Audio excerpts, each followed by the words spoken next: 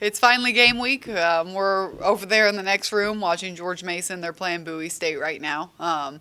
So we hit the road on Wednesday and we go from George Mason to Chattanooga. Then we come home. So it's going to be a really long road trip for us and playing against two really, really, really tough opponents. So it's not really how I would like to start our season and my Division One career, but if it's going to make us better in conference play, then let's do it.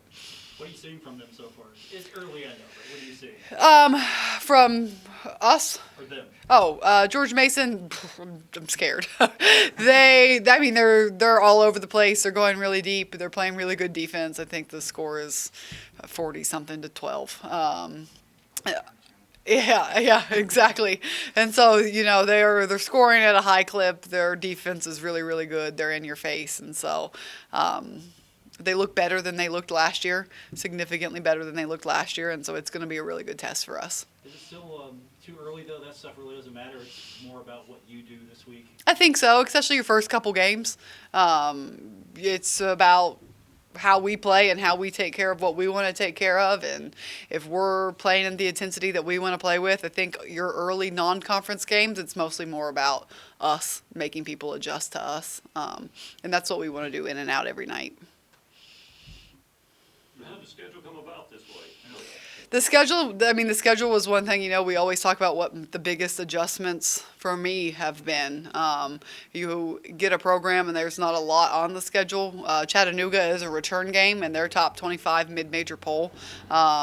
George Mason, we scheduled a home and home with, and so we did schedule that. All of our road games, nobody would play us here first. So we'll be really home heavy next year, which is going to be really, really nice. We just have to kind of get through the grind of this year. Travel is going to be new for me as well, where I was in a bus league where we were there and back. So it was not a whole lot of hotels. Today I made up our travel rules, and things you don't have to think about as a Division II coach about what your rules in a hotel are going to be because you don't really spend that many nights in a hotel. So just growing and learning and all of those things. But scheduling a non-conference 11 games was a big eye-opener for me. And then it was way harder than I thought to get people to want to play us. Is that sort of a compliment, though? Yeah, I think so. I definitely think so. I think people knew that we were going to play a unique style of play that probably wouldn't help them when they get into their conference. Nobody is going to get pressed in waves. And so why would you want to put that on your non-conference schedule unless you're in a league that has somebody in it that presses? What's your feeling right now? D2, D1, ready to walk on a new level. What's your personal feeling? This is a heads-up move for you, too. Yeah, absolutely. All eyes are on you. Yeah, I don't care for that. You're under the microscope. Yeah, it is, and I'm in there and I'm watching the game, and I always try not to make it about me, but I'm in there watching the game, thinking, all right, like that's the gym I'm going to start my Division I career in, and then whatever happens in that gym, I'm never going to forget it, and so it's a big moment for me. It's a big moment for our team. It's a big moment for the new era that we want Marshall women's basketball to be, and so I don't want to put so much pressure on one game because again, the preseason is to make us better for a season, but it's still exciting. It's all brand new. How they look on film, how they look on TV may not be what they look like when we walk in the gym. They could be taller, they could be shorter. Sometimes that doesn't happen. You see this on TV, you're going, that's not what we saw. Yeah. They're better. Yeah, they're better, or they're bigger, or they're longer, Or they're worse. or they're worse. Let's hope for that. But yeah, and so you just do it one day at a time, one game at a time. How about your style? How much havoc are you hoping to cause George Mason, Chattanooga, and on down the road? Yeah, I mean, we're You're going to keep coming in waves and waves and Yeah. waves. They're going to go, wait a minute, we got to go 94 feet, 40 seconds. Yeah, and it's something that you don't know how it feels until you play against it. And it's one of those things that looks like, oh, that's going to be easy on film, and hopefully it's not. If it is, then it's a problem, and we need to fix it. But so again, I think that kind of goes back to, well, we got to worry about us. We got to do what we want to do. I got to trust my team. I got to trust my bench. I got to trust our players to go in there and do what they've done all preseason, which is play really, really hard for the entire game. How do you manage their excitement level? It's your first game, and of course, you're their coach, so they're, I'm sure, putting maybe a little pressure on themselves to make sure it's a great start for you. You notice any of that? Are you managing that? I think they're excited. We've talked about it the past. I mean, I asked them yesterday how they felt about it. And sometimes as players, you kind of got to bring them down to earth. It's not going to be easy just because we think that we've improved. It's not going to be easy. We're still going to get punched in the mouth. We're still going to get tested. We still have to respond. I've done this for a really long time. And when no matter what level where you're at, when you play this style, it takes a long time to get used to it. And of all of the losses that I've had in my career, most of them come in November and March, right? It's either a season-ending loss or you drop a couple in November, you drop a couple in December, and then by the time you're January, February, you kind of have it figured out. You hit your stride. You put some wins together, you hit a win streak. And so I'm hoping that that's what happens here, because what's nice about our calendar is all of our January and February is conference. Division II, it's not that way. You're playing your conference in November. And so hopefully we're ready by the time we get to Sun Belt time. What have you worked on most since White COVID? Defense. I think we probably worked on 8 minutes of offense a day. So we worked on a lot of defense, so we needed to look better. How successful have you been? The last time you were here and we talked, you said you wanted to fix some things. They need to be upgraded. Do you feel you've been able to do that? I do. I do think, I was expecting as a coach after our exhibition that they would be excited. They would kind of be patting themselves on the back. We'd have some new juice after playing a new opponent. I think they kind of were looking forward and saw a really long week and a half of practice before we played. And so we didn't really take big strides right after that, but as we've gotten into this week, our past 2 practices, our defense has looked better, our press has looked better.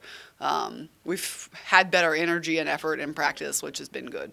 And when their energy and effort is good in practice, they're good in practice. It makes my life a lot easier. Have you been able to solve that slow rotation problem that you mentioned last week? It's getting better. It's getting better. We are valuing things a little bit different in practice. We're giving like bonus points. If you do this at this time, you get 5 points here, 5 points there. So we're giving them some incentives to make the plays at a quicker pace, be a little bit more aggressive, and that's helped. How do you establish your first starting lineup? I know you have your methodology, Yeah. but are you basing it on what's happening in practice or the last game? How are you doing? Yeah, we actually had a brief conversation about that this morning. We're not going to count the exhibitions on that. We're going to kind of look at the whole entire thing from summer till now and put the people on the floor that are going to get us the best opportunity to win. And then going forward, we'll go back into the stats for our starting lineups. Do you have an idea what that lineup looks like today? We don't. We talked about it briefly this morning, and I said we're not, because we were looking at the old stat sheet, and I said we're not even going to look at that stat sheet. Like, let's have that conversation closer when we get to it. And that's something that as you guys can tell, I don't really care about it. They care. I don't care. Like, give me 5 people out there. We're going to sub pretty quickly anyway. It doesn't matter. Your rotation, every 2 or 3 minutes, you'll put some new people in. Do you look at them, and if they look tired, you pull them out, or do you switch things because you want certain people for certain situations? How do you come up, what's the philosophy there? So our philosophy, we will not sub as much going forward as we did in our exhibition. We went 15 deep and 15 players scored, which was great, and that was the goal. We're going to pare that down to about 10 or 11 players, which is going to make things a little bit easier to get in a rhythm and getting the best defenders and the best ball handlers and the best rebounders on the floor for a longer time. But yeah, we definitely look at how hard they are playing. Fatigue hides itself in many ways. It could be you're missing shots you don't normally miss. You're jogging behind the basketball. You're not sprinting back. You're not diving on a loose ball. You couple cheap fouls or turnovers. That's what fatigue looks like a lot of the time. It's not always hands on your hips or begging for a sub. And so we keep our eyes on that. Coach Reiser does a really good job. And I'll bark at her pretty quickly if somebody's not doing what they should be. And we'll get them a break and we'll put them right back in. For coaches, it's always, we need more time to put more this and this in. How quickly has this preseason moved for you since we're here on game day? It feels like it's been 3 days. It's been really, really quick. And we've had some long days here and there where it's like, is there a light at the end of the tunnel? But as a coach, now that the light is here, I want a whole nother preseason. They're ready, though. They're ready to play somebody new. I couldn't really not imagine going another week without playing an opponent, just for them. You honestly feel bad for them coming in every day, going against each other as hard as they can, full court for 2 hours. So they deserve the opportunity to play somebody else. So substitutions are based on perceived fatigue, lack of effort. And production. Also, sometimes to achieve a goal, you have a certain combination on the floor. We usually want to put our best people on the floor together, but we'll always look at the stat line, and we'll look at your productivity. So even if you're our best player in practice, but you are giving us zeros across the board, then we're going to put somebody else in. And that's the beauty of being able to go deep, and that's the beauty of being able to trust your team, that any given night somebody else can step up.